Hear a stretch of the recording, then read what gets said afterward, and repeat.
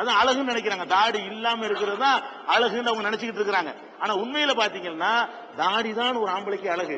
ஆம்பளைக்கு மட்டும் வரக்கூடியது ஆம்பளைக்கு அழகு. இப்படி பார்த்து பார்த்து பழகுனதுனால எல்லாரும் தாடி இல்லாம இருக்கிறோமா, நம்மளும் தாடி இல்லாம தான் இருக்கணும் அப்படி வந்ததுதானே தவிர, ஊர்ல அப்படித்தானே வரேன். ஒருத்தன் சட்டையை போட்டு கிழிச்சிட்டு போனான்னு வைங்க, முதல் நாளைக்கு போகும்போது கிழிச்சிட்டு போனான்னு சொல்லுவாங்க. 50 பேர் போட்டான்னு வைங்களா, ஃபேன்சி நாகரிகமா போயிடும். அது மாதிரி போயிருவாங்க.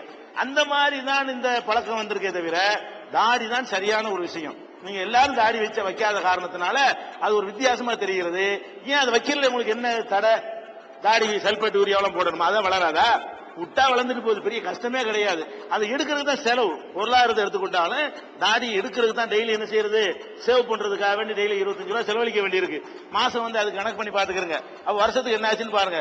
தாடி காசுல ஒரு வீடு கட்டிட்டு போயிடலாம். ஒரு சாவும் பொழுது தனியா உண்டியல்ல போட்டு வச்சா வீடு கட்டிட்டு போற அளவுக்கு என்ன இருக்கு.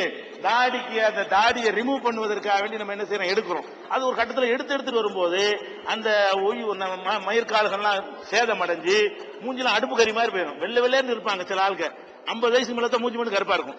ஏன்னா எடுத்து எடுத்து எடுத்து எடுத்து நெஞ்சில அந்த இடத்துல அது மாதிரி பாதிப்பு ஏற்படக்கூடிய காட்சியெல்லாம் பாக்குறோம். அதனால அது தாடி இல்லாம இருக்கிறது வந்து நல்லதே கிடையாது. என்ன ஒரு பழமொழி சொல்லுவாங்க, எல்லாரும் நிர்வாணமா இருக்கிறான்னு வைங்க. ஒரு ஊர்ல ஒருத்த மட்டும் கோமணம் கட்டிட்டு போனான்னு வைங்க, அவனை எல்லாரும் கை பண்ணுவாங்க. ஆனா கோமணம் பரவாயில்லை, நிர்வாணத்தை விட இது பரவாயில்லை. நிர்வாணம் ஒண்ணும் இல்லாம இருக்கிறத விட கோமணம் பரவாயில்லை தானே.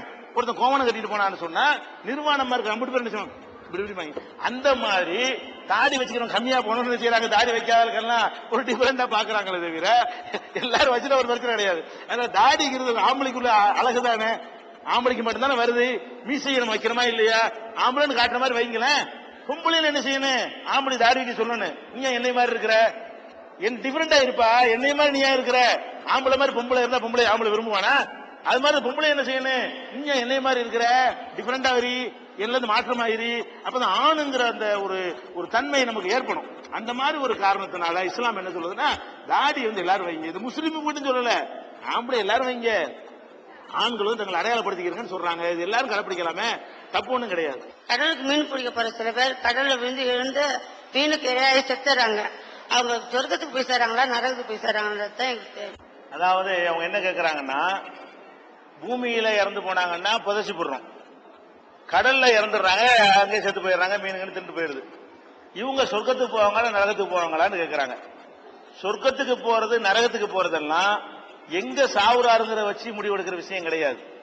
எந்த நிலைப்பாட்டில் அவர் இருந்தாருங்கிற வச்சு முடிவெடுக்கணும். அவர் அந்த உலகத்தில் எப்படி வாழ்ந்தாரு, நல்லவரா வாழ்ந்தாருன்னா அவர் எங்க செத்தாலும் அவருக்கு சொர்க்கம் கிடைக்கும். கெட்டவரா வாழ்ந்தா எங்க செத்தாலும் அவருக்கு நரகம் தான் கிடைக்கும். அப்ப இந்த உலகத்துல வாழும் பொழுது நேர்மையாக, கடவுளுக்கு துரோகம் செய்யாம, ஒரு கடவுளை நம்பி அவர் கட்டளைகளை ஏற்று ஒழுங்கா வாழ்ந்து கொண்டு கடலுக்கு போய் செத்து போயிட்டாருன்னு சொன்னா அவர் சொர்க்கத்துக்கு போவாரு. அவர் இங்க எல்லா ஆயுதத்திനും பண்ணிவிட்டு இந்த எல்லா விதமான விபச்சாரம் தண்ணி இன்னும் எல்லாத்திலையும் மூழ்கி கிடந்துட்டு அவர் போய் கடல்ல செத்து அதுக்காக சொர்க்கம் கிடைக்குமா? ஒருவன் எப்படி சாவுறான்ங்கிறதை பொறுத்து இந்த முடிவு எடுக்கப்படாது. எப்படி வாழ்ந்தான்ங்கிறதை வைத்து என்ன செய்யப்படும், முடிவு எடுக்கப்படும். நல்லவரா வாழ்ந்திருந்தாருன்னு சொன்னா அவருக்கு சொர்க்கம் கிடைக்கும், கெட்டவரா வாழ்ந்திருந்தாருன்னா அவருக்கு நிறைய கிடைக்கும். இஸ்லாம் மதம் பெண் உரிமையை பாதுகாக்கிறதா சொல்லியிருக்காரு, பெண் உரிமையை பாதுகாக்கிறதா சொல்லியிருக்காரு. ஆனா ஹைதராபாத்ல வந்து அரேபியன் நாடுல வந்து நிறைய பேர் 90 வயசு 80 வயசுல இருக்கிறவங்க சின்ன 16 17 வயசு பெண்பிள்ளை எல்லாம் கல்யாணம் பண்றாரு. அதுக்கு இஸ்லாம் அதை எதிர்த்து தெரிவிச்சாரா? எப்படி இருந்தாலும் அவங்க ரெண்டாவது கட்டும் போது அதுவும் அந்த டைம்ல அவங்க பொண்ணோட விருப்பம் கேட்டுதான் அந்த திருமணம் நடக்குதா? இன்னும் வந்து இப்ப பேப்பர்ல படிச்சா இதை வந்து ஷாபானு பீகம் சொல்லி அவங்களுக்கு வந்து டைவர்ஸ் டைம்ல வந்து மெயின்டெனன்ஸ் கொடுக்க சொன்னாரு. முஸ்லீம்ல வந்து இதத்து வரைக்கும் கொடுத்தா போதும் இருந்தது. ஆனா அதுல ஒரு எடிட்டோரியல் நான் படிச்சு பார்த்தேன். சில லேடிஸ் எல்லாம் வந்து 2 3 குழந்தை எல்லாம் இருக்கும், டைவர்ஸுக்கு அப்புறம் அவங்களால வாழ முடியாது, படிப்பில்ல, ஏதாவது அவ்வளவு கஷ்டப்பட்டு குடும்பத்தை பாதுகாக்க வேண்டிய. அப்படி இருக்கும் போதும் இந்த முஸ்லீம்ல இருக்க அந்த மத ஆச்சாரியர் எல்லாம் வந்து அந்த மாதிரி கொடுக்க கூடாதுன்னு அதுக்காக எடுத்து போராடுறேன். இது என்ன ரீசன் கேட்க? அதாவது இஸ்லாத்துல பெண்களுக்கு உரிமை எல்லாம் இருக்கிறதா சொல்றீங்க. ஆனா வந்து நடைமுறையில பார்க்கக்கூடிய நேரத்துல பெண்களை விவாகரத்து செஞ்ச பிறகு ஜீவனாம்சம் கொடுக்கிறது, பெண்களுக்குன்னு ஒரு ஜீவனாம்சம் கொடுக்கணும் நம்ம நாட்டில் சட்டம் இருக்குது. அது முஸ்லீம் பெண்களுக்கு இல்ல, கொடுக்க தேவையில்லை அப்படின்னு சொல்லி நீங்க எல்லாம் ஒரு போராட்டம் பண்ணி அது வேணான்னு சொல்றீங்களே. அது அந்த பிள்ளை குட்டியில வச்சுட்டு பெண்கள் எவ்வளவு கஷ்டப்படுறாங்க. அப்ப விவாகரத்து செஞ்ச பிறகு ஒரு செக்யூரிட்டி ஏதாவது பணம் கொடுத்தாதானே அது நல்லது. அது வந்து கொடுமை மாதிரி தெரியுது என்று ஒரு கேள்வி கேட்கிறாங்க. அதோட இந்த ஹைதராபாத் போன்ற பகுதிகள் என்ன செய்யறாங்கன்னா சின்ன சிறிய சிறுமிகளை எல்லாம் இந்த அரபு நாட்டு சேக்குகள் வந்து 2ஆம் கல்யாணம் பண்றேன்னு சொல்லி பண்ணிட்டு கொஞ்ச நாளைக்கு விட்டு ஏமாத்திட்டு போயிடுறாங்களே, இதெல்லாம் இஸ்லாத்துல அவங்க சமூகத்தோடு நடக்கிறதா? இந்த மாதிரி இதெல்லாம் ஒரு கொடுமையா இருக்கேன்னு கேட்கறாங்க. முதலாவதாக இந்த ஜீவன் அம்சத்தை எடுத்துக்கிடுவோம். இப்ப கணவன் மனைவி பிரிஞ்சிடுறாங்க. பிரிஞ்ச உடனே நம்ம நாட்டுல வந்து முஸ்லீம் அல்லாத வேற சமுதாய மக்களா இருந்தா அவங்க கோர்ட்டுக்கு போனாங்கன்னு சொன்னா கோர்ட் என்ன சொல்லும்னா, அந்த கணவனுடைய பொருளாதாரத்துக்கு தகுந்தவாறு அவங்க இப்ப பெண்ணுக்கு நீங்க கொடுக்கணும், மாசம் மாசம் என்ன செய்யணும், ஜீவனாம்சம் கொடுக்கணும்னு தீர்ப்பளிக்கும். ஒரு கேஸ் நடந்து புருஷன் டைவர்ஸ் பண்ணிட்டான்னு சொன்னா டைவர்ஸ் பண்ண பெண்ணுக்கு என்ன செய்யணும், புருஷங்காரன் வந்து அவளுக்கு மாதம் மாதம் ஒரு தொகையை கொடுக்கணும் அப்படின்னு சொல்லும். எது வரைக்கும் கொடுக்க சொல்லும்னு கேட்டா, அந்த 2 பேர்ல ஒரு ஆள் சாவுற வரைக்கும், இல்லைன்னா அந்த பெண்ணு வேற கல்யாணம் பண்ற வரைக்கும். இந்த பெண்ணுக்கு எப்ப கொடுக்க வர இருக்கு, அந்த பெண்ணு வேற ஒரு கல்யாணம் பண்ணிட்டான்னா அவளுக்கு செக்யூரிட்டி கிடைச்சு போயிடுது. இப்ப நீ கொடுக்க தேவையில்லை. அவ வேற ஒரு கல்யாணம் பண்ற வரைக்கும் நீ மாசம் மாசம் நீ பணம் கொடுக்கணும், இல்லன்னா நீனும் அவ்வளவு சாவுற வரைக்கும் என்ன செய்யணும், அது பணம் கொடுக்கணும் அப்படிங்கிற மாதிரி ஒரு தீர்ப்பு எல்லாத்துக்கும் கொடுப்பாங்க. முஸ்லீமுக்கு அது இல்லதான், அவர் சொல்றபடி என்ன இல்ல, முஸ்லீமுக்கு கிடையாது, எல்லா மதத்தில் உள்ளவங்களுக்கு இது கொடுக்குறாங்க. அப்ப இதுல என்ன பார்க்குமோ என்ன தெரியுது, இது வந்து பெண்களுக்கு நன்மை செய்யக்கூடிய ஒரு காரியம், அதை வந்து இஸ்லாம் எதிர்க்குதுங்கிற மாதிரி ஒரு தோற்றம் ஏற்படுகிறது. ஆனா இஸ்லாத்தை பொறுத்த வரைக்கும் டைவர்ஸுக்கு பிறகு பெண்களுக்கு ஜீவனாம்சம் கொடுக்கறது இருக்குல்ல, அதை மறுக்கவே கிடையாது. ஜீவனாம்சம் கொடுக்கக்கூடிய அந்த முறை தப்பு. இந்த நாட்டில் எதை ஜீவனாம்சம் கொடுக்கிறார்களோ அந்த முறை தப்பு, இது அல்ல ஜீவனாம்சம் அப்படின்னு இஸ்லாம் எங்களுக்கு சொல்லுகிறது. இந்த முறை எப்படி தப்புன்னு கேட்டா, ஒருத்தன்ட்ட வந்து மாசம் மாசம் ஜீவனாம்சம் கொடுக்கணும்னு சொல்றாங்க. இந்த ஜீவனாம்சத்தை வாங்குவதற்காக வேண்டி அவன் என்ன செய்யறான்னு கேட்டா, பொய்யான ரெக்கார்டுகளை அரசாங்கத்துல காட்டி, கோர்ட்ல காட்டி, ஏன்னா எந்த மாதிரி ரெக்கார்டு நம்ம நாட்டில் வாங்கலாம். அவன் 1 லட்சம் ரூபாய் வருமானம் வரக்கூடியவங்க கூட வருமானம் 2000 ரூபாய் சர்டிபிகேட் வாங்கி வச்சுக்கிடுவான். இப்ப 2000 ரூபாய் உள்ளவனுக்கு எவ்வளவு கொடுக்க சொல்லுவாங்க, 500 ரூபாய் கொடுக்க சொல்லுவாங்க. அவனுடைய வருமானமே 2000 ரூபான்னு சொன்னா கோர்ட் எவ்வளவு கொடுக்க சொல்லு, ஒரு 500 ரூபாய் கூட, நீ 2000 ரூபாய் தான் சம்பாதிக்கிறேன். அவன் லட்சக்கணக்கில் வச்சிருப்பான்.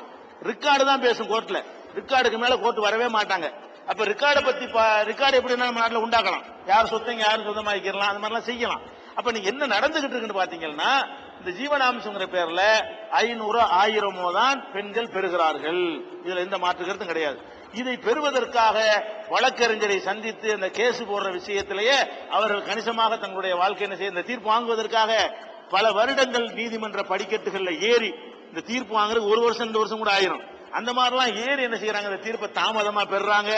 சின்ன தொகையை என்ன செய்யறாங்க, அவன் வருமானம் இருந்தாலும் இல்லைங்கிறான். இவங்களுக்கு நிரூபிக்க இயலாது, பேப்பர் தான் பேசும்.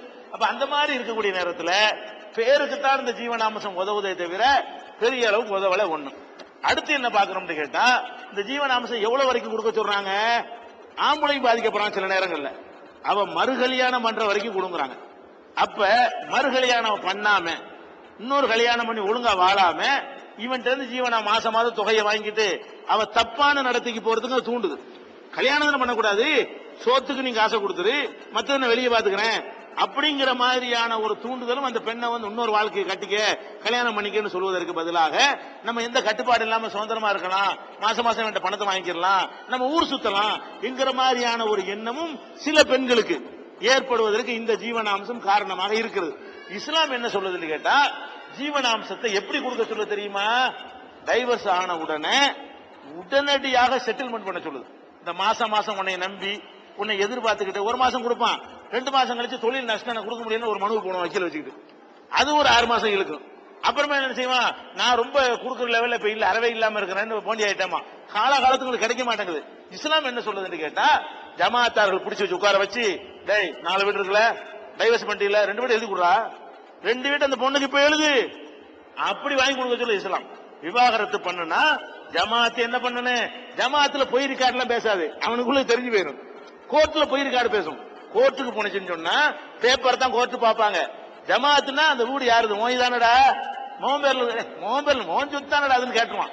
கோர்ட்ல கேட்க முடியாது, மோம்பேர்ல இருக்குது பொண்டாட்டி பேர்ல இருக்குன்னு சொல்லிட்டு போயிடலாம். அப்ப அந்த மாதிரி எல்லாம் ஏமாத்த முடியாது, சின்ன வட்டத்தில் ஏமாத்த முடியாது, பட்டம் பெருசான ஏமாத்திட்டு போயிடலாம். இஸ்லாம் என்ன பண்ணுதுன்னு கேட்டா, பெண்களை தலாக்கு விவாகரத்து பண்ணினால் உடனடியாக வசதி உள்ள, எப்படி சொல்லுது, அலல் குர்ஆன்ல எப்படி இருக்கிறது, அலல் மூசி கத்ருஹு அலல் முக்திரி கத்ருஹு, வசதி உள்ளவன் அதுக்கு தகுந்தவாறும் வசதியற்றவன் அதுக்கு தகுந்தவாறும் பெண்களுக்கு அழகிய முறையில் ஜீவனாம்சம் கொடுங்கள். அப்ப ஒன்ஸ் வாங்கி கொடுத்துடணும். 10 லட்சம் ரூபாய் கையில கொடு, முடிஞ்சு அவ என்ன செஞ்சுட்டு போறா, உன்னை சார்ந்துக்கிட்டு வக்கீல போய் இருந்துக்கிட்டு கோர்ட்டுக்கு படி ஏறிக்கிட்டு மாசம் மாசம் கோர்ட்ல போய் இந்த பணத்தை வாங்கிட்டு ஒரு வேலையா? 1000 ரூபாய் பணம் வாங்குறதுக்கு 500 ரூபாய் செலவழிக்கணுமா? நீ உன்னை சார்ந்துகிட்டு நிக்கணுமா? உன்னை எதிர்பார்த்து நிக்கணுமா? உனக்கு பயந்துகிட்டு நிக்கணுமா? நீ கொடுக்காம போனாலும் போயிருவேன் அவனை தொங்கிட்டு நிக்கணுமா? சுயமரியாதை அங்க போகுது. முடிச்சிட்டீங்களா? பாதிக்கப்படுறாள், புள்ள இருக்குல்ல, பணம் சொத்து வச்சுக்கிறீங்களா? 10 லட்ச ரூபா வச்சுக்க 5 லட்ச ரூபா கொடுக்க சொல்லுங்க ஜமாத்துல, 10,000 வச்சுக்க 5000 ரூபாய் கொடுக்க சொல்லுங்க. அப்ப அவன் என்ன வைத்திருக்கிறானோ அதுக்கு தகுந்தவாறு பெண்களுக்கு உடனடியாக ஒரு தடவையில் ஜீவன அம்சம் கொடு. இஸ்லாம் சொல்றது என்னன்னு கேட்டா ஒரு தடவை மொத்தமா கொடுன்னு சொல்லுது. இந்தியாவில் உள்ள சட்டம் என்ன சொல்லுதுன்னு கேட்டா மாசம் மாசம் கொடுன்னு சொல்லுது. மாசம் மாசம் கொடுங்கிறது கேரண்டியானது கிடையாது. ஒன்ஸ் கொடுத்துட்டா அவ என்ன செய்வா? கல்யாணம் பண்ணிக்கிடுவா. என்ன மரம் எதிர்பார்த்துக்கிட்டு கல்யாணம் பண்ணாமல தள்ளி போட மாட்டா. நமக்கு கிடைச்சு போச்சுல, நம்ம கல்யாணம் பண்ணிக்கிட்டு சந்தோஷமா இருப்போம் அப்படின்னு திருமணத்தை தேர்ந்தெடுப்பா. இது வச்ச திருமணத்தை தேர்ந்தெடுக்க